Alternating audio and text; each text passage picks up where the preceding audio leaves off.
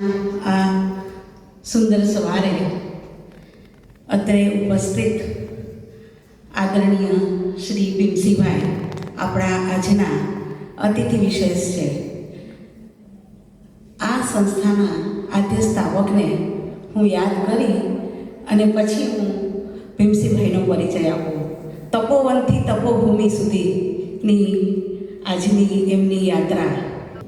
આજે મને અહીં વાલી મિટિંગની અંદર સ્વાગત કરતાં એક ગર્વની લાગણી અનુભવાય છે કે આજે વાલી, ભૂતપૂર્વ વિદ્યાર્થી અને વર્તમાન વિદ્યાર્થીઓનું સંમેલન એક સુભગ સંયોગ છે. એમાં આપની ઉપસ્થિતિ છે.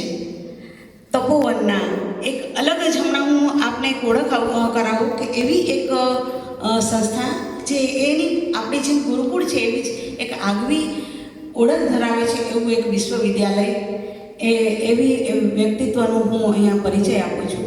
એ પહેલાં દૂર દૂરથી પધારેલા સર્વ વાલીગણ, પછી એમના માતા પિતા છે, કોઈના મોટા બાપુ પધાર્યા છે, કોઈના કાકા પધાર્યા છે, કોઈના દીદી આવ્યા છે, પણ અમે જે આમંત્રણ આપ્યું છે એને સહર્ષ સ્વીકારીને વાલીશ્રીઓ દાખલો કરીને પણ પધાર્યા છે. અને આવવું જ જોઈએ, કેમ કે વર્ષમાં એક વખત એવી અપેક્ષા ખરી આ સંસ્થાની કે આપ સૌ ગુરુજનોને મળો. આ સંસ્થામાં વિદ્યાર્થીઓ, તમારા દીકરીઓ શું પ્રગતિ કરે છે, કઈ ટાઈપનું શિક્ષણ લે છે એ તમે જાણો. અનોખી પ્રેરણાદાયી ઓળખ સ્થાપિત કરી છે. સંસ્થા બાળકોને ખરેખર તણાવમુક્ત, પ્રાયોગિક અને અનુભવ આધારિત શિક્ષણ પૂરું પાડે છે. આ સંસ્થાની એક વિશિષ્ટ વિશેષતા એ છે કે કોઈ પરંપરાગત વર્ગખંડો નથી. જો દીકરીઓ, કોઈ પરંપરાગત વર્ગખંડોનો નથી, કોઈ નિશ્ચિત કચેરીઓ નથી, કોઈ નિયુક્ત શિક્ષકો નથી. છતાં બરડા ટેકરીઓની વચ્ચે પ્રકૃતિના ખોળામાં બાળકો સ્વયં શિક્ષણ દ્વારા અસરકારક રીતે શીખી રહ્યા છે. તપોવન વિશ્વવિદ્યાલયમાં બાળકોના શારીરિક, બૌદ્ધિક, ભાવનાત્મક અને નૈતિક વિકાસ માટે અનુકૂળ વાતાવરણ પૂરું પાડવામાં આવે છે.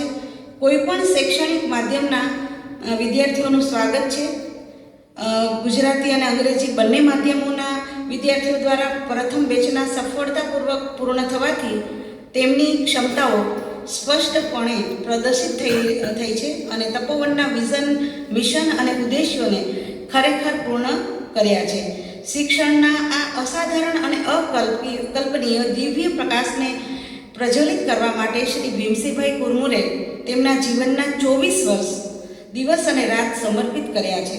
તેમના પરિવારના અતૂટ પ્રયાસો સાથે તેઓ હંમેશા અને એમના સમર્થન સાથે હંમેશા તેમની સાથે ઊભા રહ્યા છે.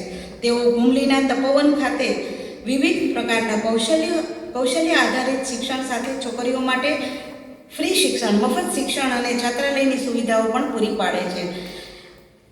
ભીમસિંહભાઈ, આપણી નવી એજ્યુકેશન પોલિસી પણ એ જ કહે છે, રાષ્ટ્રીય શિક્ષણ નીતિ પણ, કે મૂલ્યલક્ષી અને કૌશલ્ય વર્ધક શિક્ષણ કરે એ પ્રયાસ છે આપણી સરકારનો પણ, અને એવો જ આપ પ્રયાસ કરી રહ્યા છો. અને આ તપોભૂમિમાં આપનું હૃદયપૂર્વક અમે સ્વાગત કરીએ છીએ. બૃહદ ગુરુકુળ પરિવાર વતી જોરદાર તાળીઓ. એક સરળ વ્યક્તિત્વ, હું આજે જ મળી છું ઓફિસમાં એમની સાથે વાત કરતા, ખરેખર એક એવા વિદુષી જણાય છે, એમનું તેજ દેખાઈ આવે છે. તો વધારે સમય નહીં લઉં, આપણે એમને જ પછી માણવાના છે.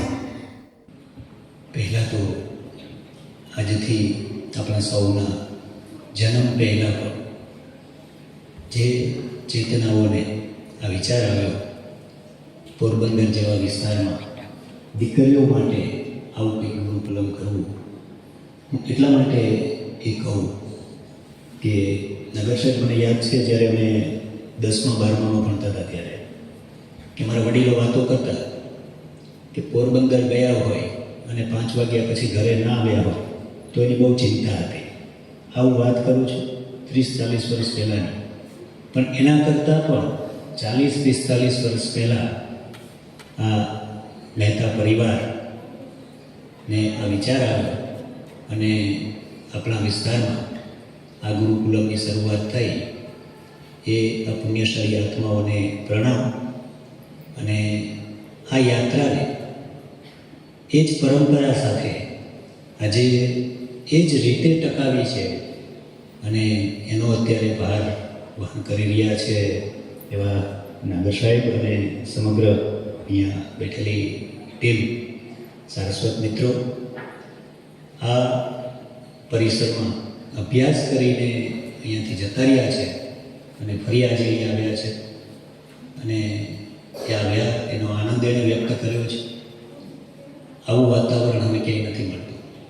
ગઈકાલે જ રાજકોટની એક કોલેજમાં 1 કલાક માટે અમે હતા. એ કાલનું વાતાવરણ અને આજનું વાતાવરણને આપણે યાદ કરીએ ત્યારે સમજાય કે ક્યાં ભૌતિકતા અને ક્યાં સાત્વિકતા. મિત્રો,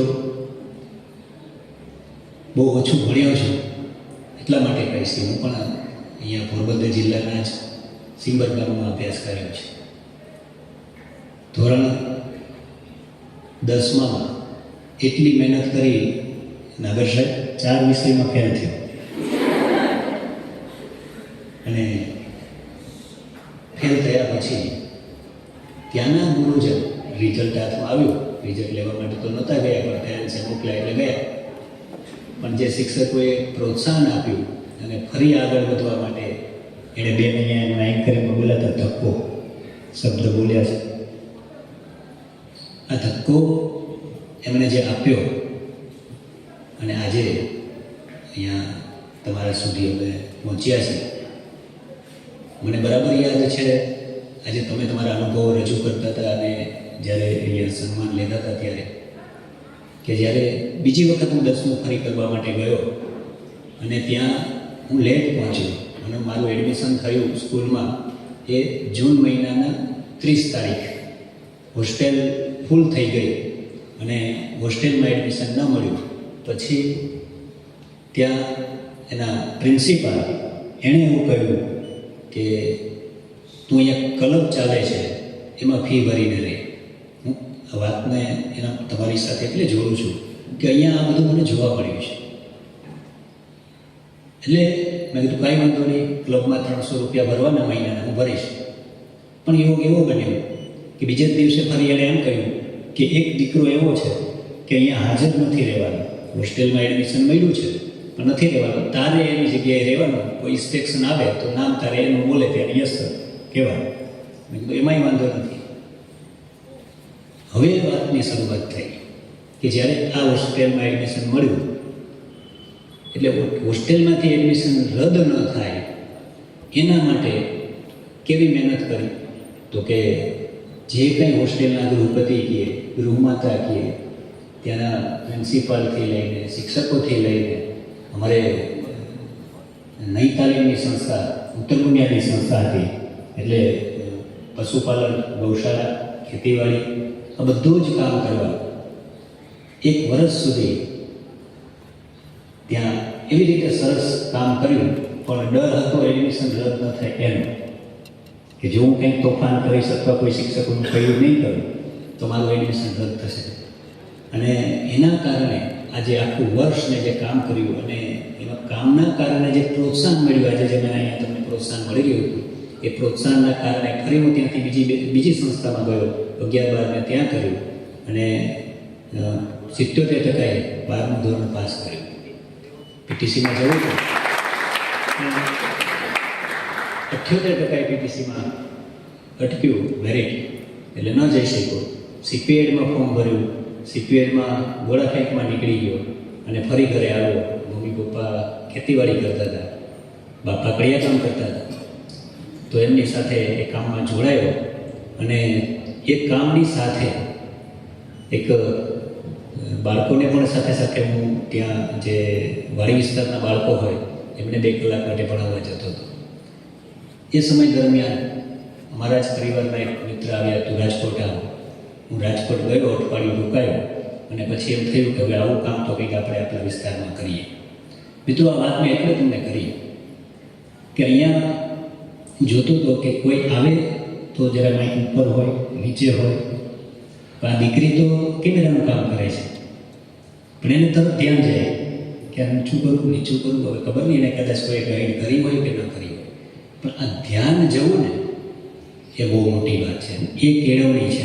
એ કેળવણી કોઈ દિવસ શિક્ષકો ક્લાસમાં તમને નહીં કરાવી શકે. એ તો જ્યારે તમને કહેશે કે બેટા તું આ કર, તારે આ કરવાનું છે, સુશોભન કરવાનું છે, કાર્યક્રમ કરવાનો છે, આ પાર્ટિસિપેટ કરવાનું છે, એનસીસીમાં, એનએસએસમાં, જુદી જુદી એક્ટિવિટીમાં, જ્યારે તમને એ આંગળી ચીંધે છે એ તમને સાચી રીતે કેળવશે. અને એ રીતે આજે હું કેળવાયો છું. 23 વર્ષ થયા છે. મારા ફેમિલી બેકગ્રાઉન્ડમાં કોઈ જ એવું એજ્યુકેટેડ નથી, આર્થિક પણ નથી, કોઈ રાજકીય પણ નથી, છતાં પણ આજે પુરુષાર્થ સંસ્થા એ 1000 બાળકો ત્યાં 1000 બાળકો ભણી રહ્યા છે અને આ પણ સોશિયલી ચાલી રહી છે. અને પ્રયોગશીલ શાળા તરીકે ગયા વર્ષમાં એમને ગુજરાતના 2 એવોર્ડ અને નેશનલ એવોર્ડ. એ પછી તપોવન શરૂ થયું 2007-8માં. એનો વિચાર આવ્યો કે ઘણી બધી મર્યાદાઓ છે આપણી એજ્યુકેશન વ્યવસ્થાની, તો એના માટે શું કરીએ? એટલે એક સેલ્ફ સ્ટડી એ તપોવન અત્યારે શરૂ છે. આપ સૌ એના માટે પણ પ્રવાસ ત્યાં કરો અને આપ સૌ ત્યાં રોકાવો એક દિવસ માટે. મારે વિશેષ વાત એ કરવી છે કે આ બધા જ વિચારો આજથી હું નાગર સાહેબને વાત કરતો હતો ઓફિસમાં, કે એમને પૂછ્યું કંઈ આવવાનું થયું? મેં કીધું હા. જ્યારે કંઈક એજ્યુકેશનમાં કંઈક નવું કરવું છે એ કરવા માટેની મારી યાત્રાઓ શરૂ હતી. ગુજરાત અને ગુજરાત બહાર આપણા રાજ્યોમાં જ્યાં જ્યાં નવો પ્રયોગ થતો હોય ત્યાં હું ગયો. અને એ યાત્રા દરમિયાન જ્યારે યાત્રાઓ શરૂ થઈ ત્યારે હું અહીંયા 6 કલાક આ ગુરુકુળમાં પણ રોકાયો હતો કે આ ગુરુકુળ કંઈક અલગ રીતે કામ કરી રહ્યું છે. અને એ નિમિત્તે હું અહીંયા આવ્યો હતો. એવી રીતે લોકભારતી છે, એવી રીતે એમની મહેતા છે, આવી સંસ્થાઓ. અને હું ત્યારે આવ્યો તો એ માધ્યમ પણ હતા અહીંના જ પ્રોફેસર નરોત્તમ દાદા. ગુરુકુળમાં આવવું પણ કોનો સંપર્ક કરવું? નરોત્તમ દાદાથી પરિચિત અને બહુ નજીક, એટલે એમને કહ્યું મને કે હું ફોન કરી દઈશ તું જાતે. અને અહીંયા હું રોકાયો હતો. આજે વિશેષ ઘણી બધી અનુભવોની વાતો થઈ, પણ મારે આપ સૌને એ કહેવું છે કે આપણો દેશ ખૂબ જ રીતે વિકસિત થઈ રહ્યો છે. અને હવે તો એવું કહેવાય છે કે 2050ની આસપાસ આ દેશ એ વર્લ્ડને લીડ કરતો હશે.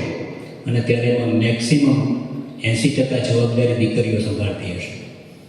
અને ત્યારે આપ સૌ એને લીડ કરી રહ્યા હશે.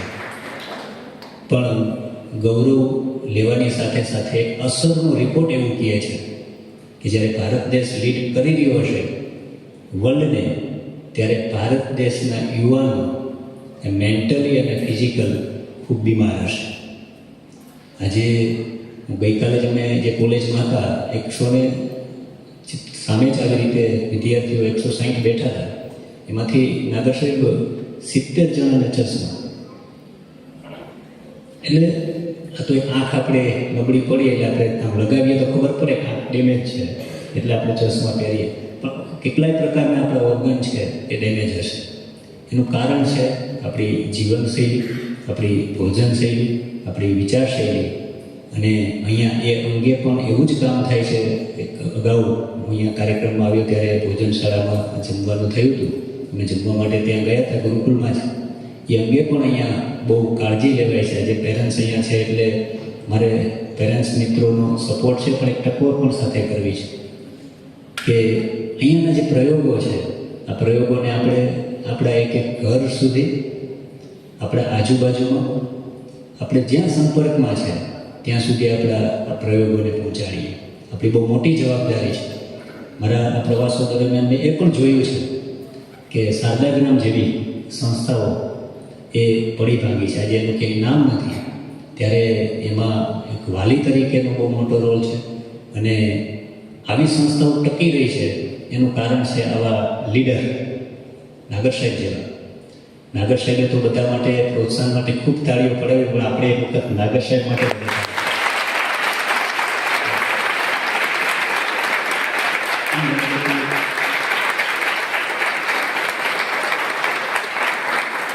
નાગર સાહેબની બહુ નજીક અમારા પ્રિન્સિપાલ ખુશાલભાઈ છે. એમના દ્વારા ઘણું બધું તમારું સાંભળ્યું, તમારી વાતો વારંવાર થતી હોય. પણ મિત્રો, બોસ અને લીડર આ બંનેમાં જમીન આસમાનનો ફરક છે. કાલે જે હું સંસ્થામાં ગયો એ મને બોસ જેવું લાગ્યું, અને આજે હું અહીં આવ્યો તો મને લીડર જેવું લાગે છે કે દરેક કંઈક લીડ કરી રહ્યા છે. પછી વિદ્યાર્થી હોય, વાલી હોય, શિક્ષક કાર્યકર હોય કે સામાન્ય ગેટ ઉપર ભાઈ બેઠા હોય એ હોય, બધા જ કંઈક લીડ કરી રહ્યા છે. આ લીડરશીપ તો જ્યારે મુખ્ય માલમમાં આ લીડરશીપનો ગુણ હોય તો જ આ શક્ય છે. એટલે ખરેખર મને આજે તમે અહીંયા બોલાવ્યો એનાથી તમને નહીં, મને અનેક ગણું ગૌરવ છે કે આજે આવી સંસ્થામાં તમને બધાને મળવાનો એક મોકો મળ્યો છે. ખાસ નાગર સાહેબ અને મહેતા પરિવાર એમનો હું આભારી છું. અહીંયા અગાઉ પણ 2 વખત ત્યાં પરિવારના બંગલા ઉપર એમની સાથે રહેવાનું થયું, જમવાનું થયું, અને એમની વાતો આ ગુરુકુલમ વિશેની જાણવાની થઈ ત્યારે ખૂબ જ આનંદ થતો કે આજે અમે જ્યાં જઈએ ત્યાં મારી વાતમાં હું એક એમડી મહેતા ધ્રોલ, આર્ય કન્યા ગુરુકુળ અને આપણી લોક ભારતી આ સંસ્થાને હું ઉદાહરણ તરીકે ટાંકતો હોઉં છું કે આજે આંગળીના વેઢે ગણી શકાય તેવી સંસ્થાઓ જો હોય તો એ આપણા વિસ્તારમાં આ સંસ્થાઓ છે. આજે અહીંયા જ્યારે ભણતા હોઈએ, બેને પણ એમની વાતમાં કહ્યું કે જ્યારે આપણે ભણતા હોઈએ ત્યારે ક્યાંક ને ક્યાંક થોડીક આપણે અગવડતાઓ લાગતી હોય, નિયમમાં રહેવું પડતું હોય, પણ મિત્રો નિયમ વગર આ પ્રકૃતિ નથી. તમે અત્યારે બુલેટનો બહુ ક્રેઝ ચાલ્યો છે, ત્યારે 1 લાખ કે 5 લાખનું તમે બુલેટ લ્યો, પણ આ બુલેટમાંથી એક બ્રેકને કાઢી નાખો તો શક્ય છે બુલેટ ચલાવવું? એ શક્ય નથી. એટલે આજે આ સંસ્થાઓ ચલાવવા માટે જ્યારે કંઈક નિયમો હોય, એના માટે કંઈક નીતિઓ બનતી હોય, એ આપણા ઘડતર માટે છે. ક્યાંક ને ક્યાંક યુનિફોર્મની બાબત હોય, ક્યાંક ને ક્યાંક રજાઓની બાબત હોય, ક્યાંક ને ક્યાંક વ્યસનોની બાબત હોય, ક્યાંક ને ક્યાંક રીડિંગની બાબત હોય, એ આપણા ઘડતર માટે છે. આજે મને જો આ સંસ્થાઓ 3 વર્ષ માટે જે તે સમયે ન મળી હોત તો આજે હું પણ અહીંયા ન હોત. જે સમયે બહુ અઘરું લાગતું, પણ આ અઘરું નથી. જ્યારે કોઈ પણ વસ્તુ અઘરી હોય છે એ આપણા સૌના હિત માટે હોય છે. અહીંયાથી ઘણી વખત વિદ્યાર્થીઓ, ભૂતપૂર્વ અમારા ત્યાંના વિદ્યાર્થીઓ અહીંયાથી ત્યાં આવે છે ત્યારે કોલેજની વાત કરતા હોય છે અને ખૂબ ગમે. એની દીકરીઓ અહીંયા ભણીને ગઈ છે તો ત્યાં પણ આવે છે, તો એમના નાના બેનભાઈ કોઈ ત્યાં ભણતા હોય તો એમની સાથે મળે છે ત્યારે ગુરુકુળની ખૂબ ચર્ચા કરતા હોય છે. મને આજે ખૂબ આનંદ છે જે વિદ્યાર્થીઓનું સન્માન થયું છે, જે વિદ્યાર્થીઓએ અહીંયાથી કંઈક સિદ્ધિ મેળવી અને આગળ ગયા છે અને ત્યાં પોતે ગૌરવ લઈ રહ્યા છે. પુરુષાર્થના જે કોઈ કાર્યકરો કોઈ કામ કર્યું હોય અને એને આજુબાજુના કોઈ ઇન્ટરવ્યૂ ન લેતા હોય, એમ અહીંયાની મને અમારા ભાણવડમાં જ ડૉક્ટર રાબડિયા છે, એમના પત્ની એ અહીંના વિદ્યાર્થીની છે.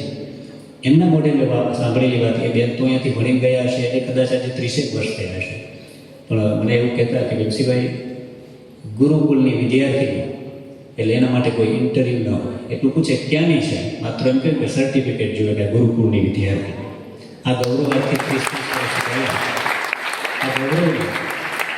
અને ત્યારના એ સમયના શિક્ષકો મને મળ્યા તો હમણાં જ, પણ એ સમયના શિક્ષકોને એ યાદ કરતા હતા. એટલે આજે અહીંયા બેઠેલા શિક્ષક ભાઈ બહેનો જે છે એમને પણ મારે વિનંતી છે કે આજે આ પરંપરા છે, ગુરુકુળ પરંપરા છે, એમાં આપણી નિષ્ઠા અને આપણી ફરજ શું બને.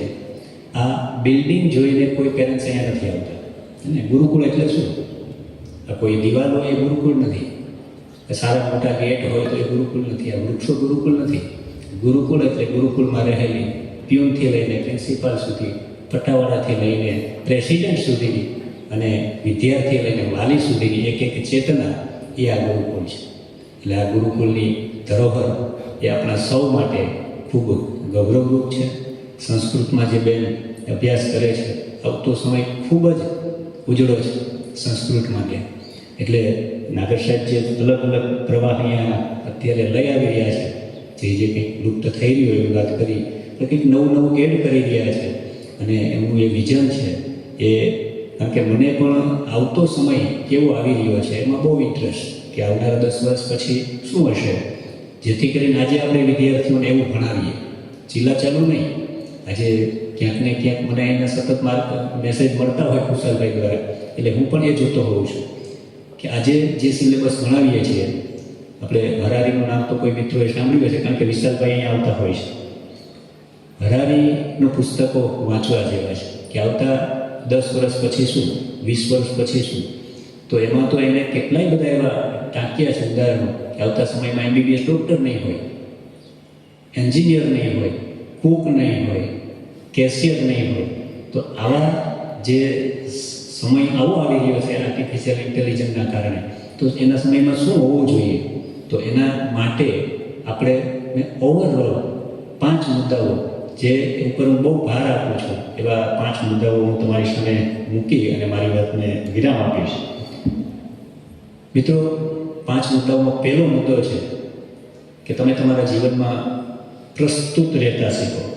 પ્રસ્તુત રહેતા જેવું શીખવું એટલે પ્રેઝન્ટ રહેતા શીખીએ. આપણે જ્યાં હોઈએ ત્યાં પ્રેઝન્ટ માઇન્ડમાં રહીએ, નહીં ભૂતકાળમાં નહીં ભવિષ્યમાં. આ બેનની એકાગ્રતાને તમે જોતા હશો, કેટલું એનું પરફેક્શન. જે લોકો કંઈક મુવમેન્ટ કરે છે એનું કેટલું પરફેક્શન.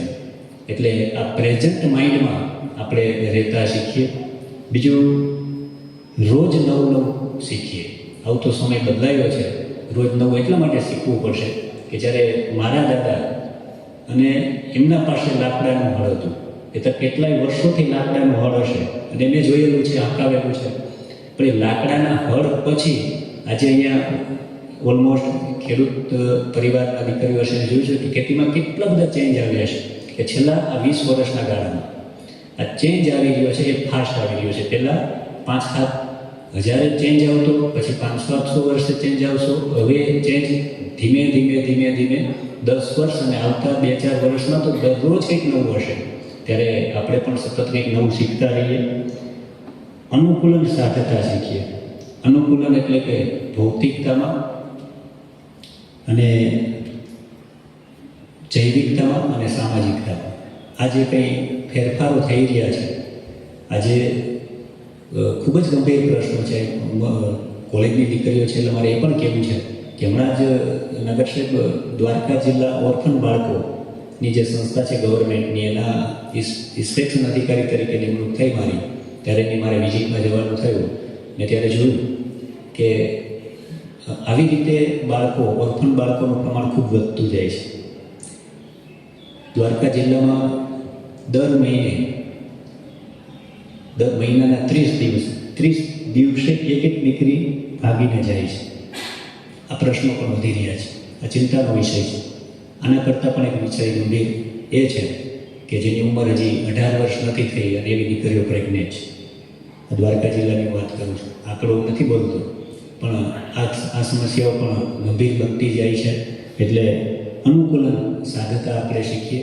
આપણા પરિવાર, આપણા માતા પિતા, આપણો સમાજ એ શું ધરોહર છે, આપણી શું નૈતિક ફરજ બને છે એ પણ આપણે સમજીએ. સાથે સાથે ટેકનોલોજીનો સદુપયોગ કરતા શીખીએ. અહીંયા ભાઈએ માહિતી આપી છે, ટેકનોલોજી છે એ આપણા માટે ખૂબ જ ઉપયોગી છે. આજે જે કંઈ અહીંયા થઈ રહી છે બધું જ એ ટેકનોલોજીના કારણે થઈ રહ્યું છે. એનો ઉપયોગ છે એટલા માટે. તો આપણે આ ટેકનોલોજીનો સદુપયોગ કરતા થઈએ.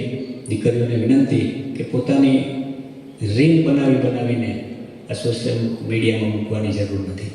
આ રીલનો કેટલો દુરુપયોગ થાય એ તો તમે જ્યારે એમાં ફસાશો ત્યારે તમને ખ્યાલ આવશે.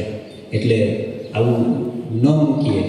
આપણા ડીપી પણ આપણા કોઈ આદર્શ વ્યક્તિ હોય એમના મૂકીએ. અને આના માટે સાયબર ખૂબ જ અત્યારે આપણે સપોર્ટિવ છે. પણ એ સાયબરના અધિકારીઓ એ હાથ જોડીને વિનંતી કરે કે આપણે સામે આવીને એનો ભોગ ન બનીએ. આપણી ઉતાવળના કારણે અથવા તો આપણે દેખાવાના કારણે મારે આજે પોરબંદર આવવાનું હોય તો એડવાન્સમાં મૂકી દઉં કે હું અત્યારે આટલા વાગે પોરબંદર છું.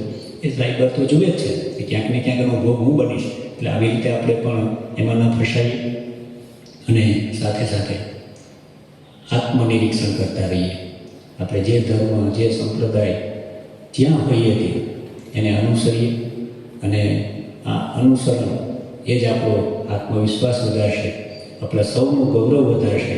અને જ્યારે આપણો આત્મવિશ્વાસ વધે, આપણું ગૌરવ વધે, અને ત્યારે જ આપણે જે કંઈક સ્થાન મળતું હોય છે, અને જ્યારે સ્થાન મળે ત્યારે સન્માન પણ મળતું હોય, તો આ સન્માન સાથે, આ ગૌરવ સાથે આપણે આપણા માતા પિતા, આ ગુરુકુળ પરિવાર, આ મહેતા પરિવાર, એમ સૌનું ગૌરવ વધારીએ. બેન અહીંયા કહેતા હતા કે મને મારા ગુરુજનો ક્ષણે ક્ષણે હવે યાદ આવે છે. એટલે એ તો જ્યારે આપણે અહીંયાથી જગ્યા છોડીએ ને ત્યારે જ યાદ આવતા હોય. એટલે અહીંયા સૌને ફરીથી આજે આ માટે મને મોકો મળ્યો છે, એ માટે ગુરુકુળ પરિવારનો આભારી છું, અને મહેતા પરિવારનો આભારી છું. આ માટે મને જે સન્માન આપ્યું છે એ માટે આપ સૌનો આભાર. જય હિન્દ, જય ભારત, જય જગત.